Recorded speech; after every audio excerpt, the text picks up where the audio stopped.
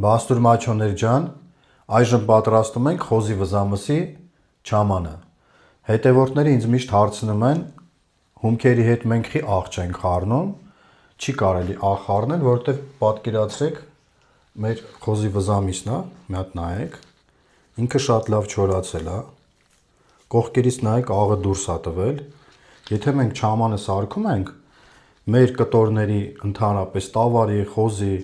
բոլոր կտորների աղը միանգամից դուրս է տալիս չամանի մեջ, մենք աղ չենք լցնում։ Եթե մենք աղ լցնենք, մեր չամանը կրկնակի աղի կլինի։ Ընդհանրապես աղ մի լցրեք, որովհետև չի կարելի։ Հիմա պատրաստում ենք մենք չամանը, մեզ ինչ է անհրաժեշտ։ Մենք ունենք չաման 200 գրամ, կարմիր բիբար քաղցր 50 գրամ, սխտոր 100 գրամ, շաքարավազ 5 գրամ, կծու բիբար 5 գրամ,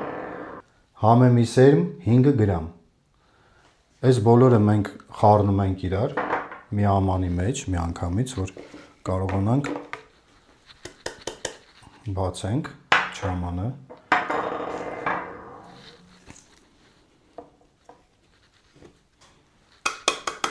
Լցրեցինք չամանը, կարմիր բիբարը, համեմի սերմը,